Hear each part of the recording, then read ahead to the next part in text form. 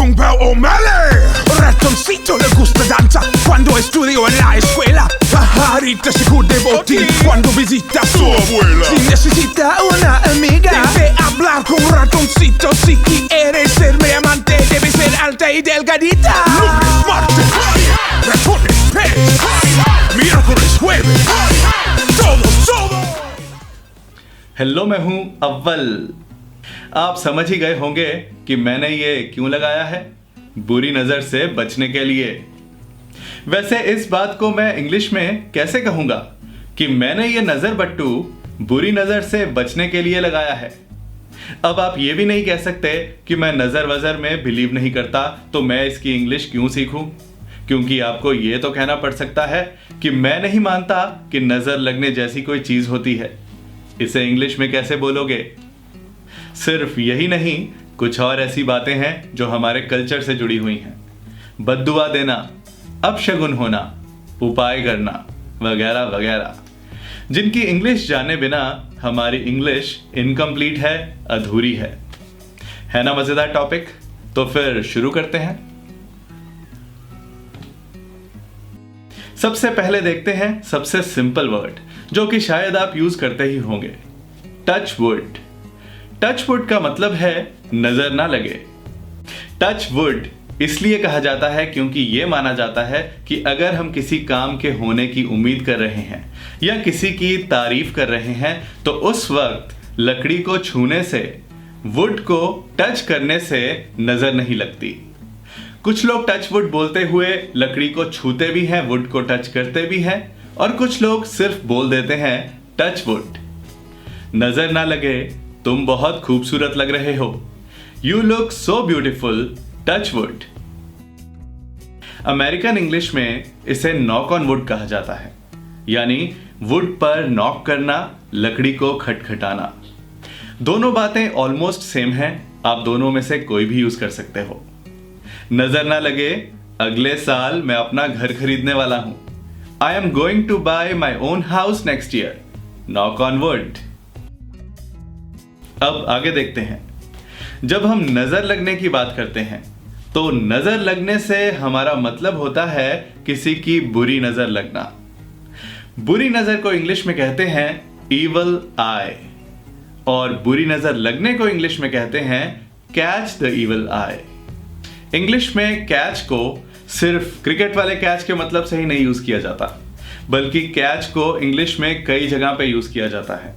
जैसे कि तुम्हें जुकाम हो जाएगा, you will catch a cold, और इसी तरह से तुम्हें नजर लग जाएगी, you will catch the evil eye. मुझे नजर लग गई है, I have got the evil I.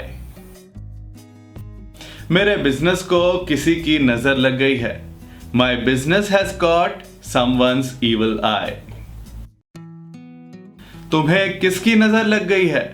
Whose evil eye have you got?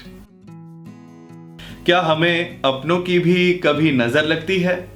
Do we catch the evil eye of our dear ones? नजर लगने से बचने के लिए हम कई चीजें करते हैं। बुरी नजर से बचने की इंग्लिश होती है वॉर्ड ऑफ द इवल आई। सिर्फ वॉर्ड ऑफ का मतलब होता है किसी चीज से बचना, उसके बुरे असर से बचना। जैसे कि सूरज से बचने के लिए अम्ब्रेला यूज करो, use an umbrella to ward off the sun. इसी तरह से बुरी नजर से बचने के लिए कुछ करो, do something to ward off the evil eye. बुरी नजर से बचना आसान नहीं, it is not easy to ward off the evil eye. बुरी नजर से बचने के लिए ये तावीज पहन लो। तावीज की इंग्लिश होती है एम्यूलेट। सो हमारा इंग्लिश सेंटेंस होगा wear this amulet to ward off the evil eye. बुरी नजर से बचने के लिए अपने घर के बाहर ये नजर बट्टू लगा लो।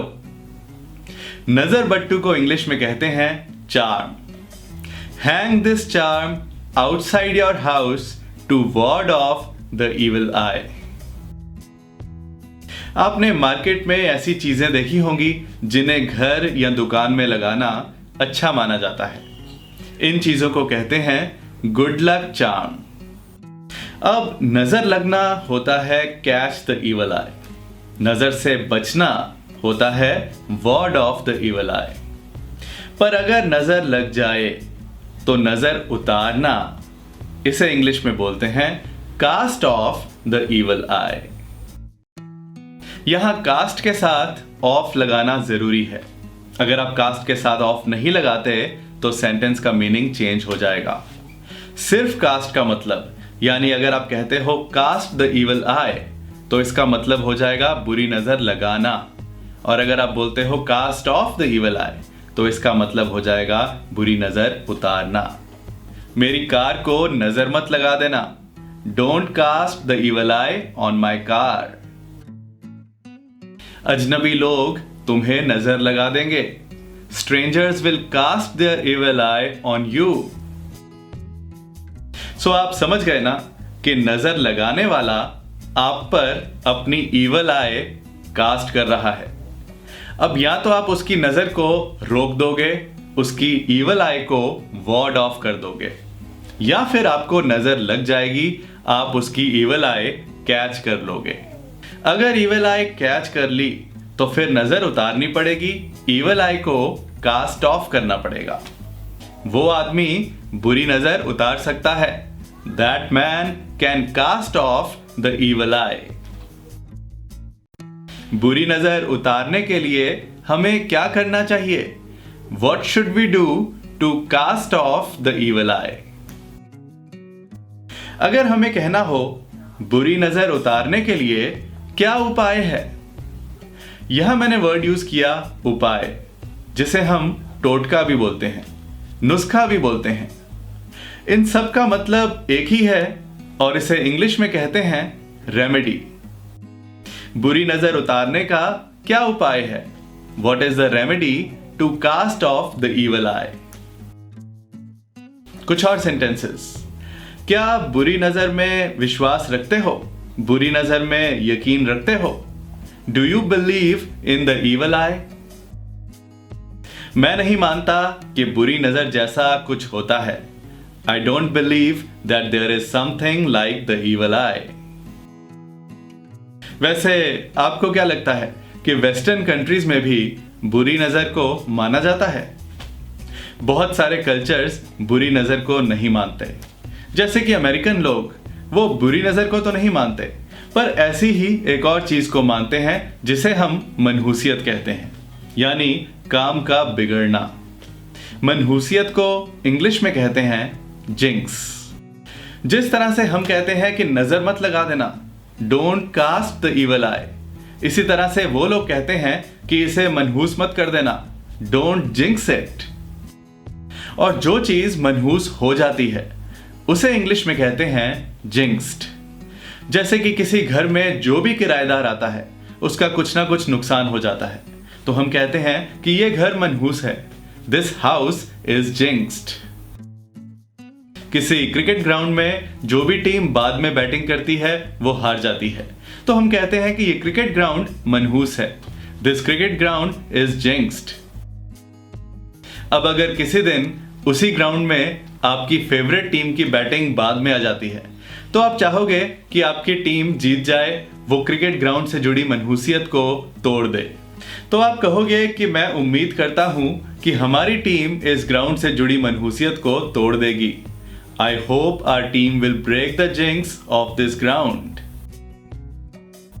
और अगर वो जिंक्स टूट जाता है, यानी आपकी टीम बाद में बैटिंग करके भी जीत जाती है, तो आप कह सकते हो our team broke the jinx, यानी हमारी टीम ने मनहूसियत तोड़ दी। एक और चीज बताता हूं, जब काली बिल्ली रास्ता काट जाती है तो हम उसे अपशगुन मानते हैं, बदशगुन मानते हैं। अपशगुन को इंग्लिश में बोलते हैं बैड ओमेन। जब काली बिल्ली रास्ता काटती है तो ये एक अपशगुन होता है। When a black cat crosses your path, it is a bad omen. अपशगुन का उल्टा अच्छा शगुन, यानी कुदरत का अच्छा संकेत, अच्छा इशारा। इसे इंग्लिश में कहते हैं गुड ओमेन। अगर शीशा टूटता है तो ये एक अच्छा शगुन होता है। If a mirror breaks it is a good omen. कुछ और वर्ड्स देखते हैं। शुभ घड़ी यानी मुबारक वक्त, इसे इंग्लिश में कहेंगे ऑस्पिशियस टाइम। और इसका उल्टा यानी अशुभ घड़ी, बुरा वक्त, इसे इंग्लिश में कहेंगे इनऑस्पिशियस टाइम। जब कोई इंसान इन सब बातों में बिलीव करता है, नजर, बद्दुआ वगैरह, तो हम उसके बारे में कहते हैं कि ये इंसान इन चीजों का वहम करता है, इन चीजों में विश्वास रखता है। यहां वहम का मतलब क्या है? वहम का मतलब है अंधविश्वास। अंधविश्वास को इंग्लिश में कहते हैं सुपरस्टिशन। क्या तुम अंधविश्वासों में यकीन रखते हो? Do you believe in superstitions? और जो इंसान वहमी होता है, अंधविश्वासी होता है, ऐसे इंसान को इंग्लिश में सुपरस्टिशियस कहते हैं। मैं बहुत वहमी हूं। I am very superstitious. क्या तुम एक वहमी इंसान हो? Are you a superstitious person? एक और वर्ड हम यूज करते हैं, बद्दुआ। बद्दुआ को इंग्लिश में कहते हैं कर्स। मुझे बद्दुआ मत दो, डोंट कर्स मी। वो तुम्हें बद्दुआ देगा, ही विल कर्स यू। बद्दुआ का ऑपोजिट होता है दुआ, और दुआ की इंग्लिश आपको पता होगी, ब्लेसिंग। आपकी दुआओं से मैं इंग्लिश बोलने में माहिर हो जाऊंगा। With your blessings I will become an expert in speaking English. अब इस लेसन की आखिरी चीज, हम अक्सर कहते हैं कि मेरे पास कोई जादू की छड़ी नहीं है। मेरे पास कोई जादू की छड़ी नहीं है कि मैं एक ही दिन में इंग्लिश सीख जाऊं। आपको पता है कि इस जादू की छड़ी को इंग्लिश में क्या कहते हैं? इसे बोलते हैं magic wand. I don't have a magic wand to learn English in a day. एक दिन में तो नहीं, पर हाँ, बहुत जल्दी आपकी इंग्लिश भी परफेक्ट हो जाएगी अगर आप इसी तरह इंग्लिश सीखते रहोगे और मुझे कमेंट्स भेजते रहोगे। मैं मिलूंगा कुछ और इंटरेस्टिंग इंग्लिश लेसन्स के साथ अपनी नेक्स्ट वीडियो में। Thank you, bye bye.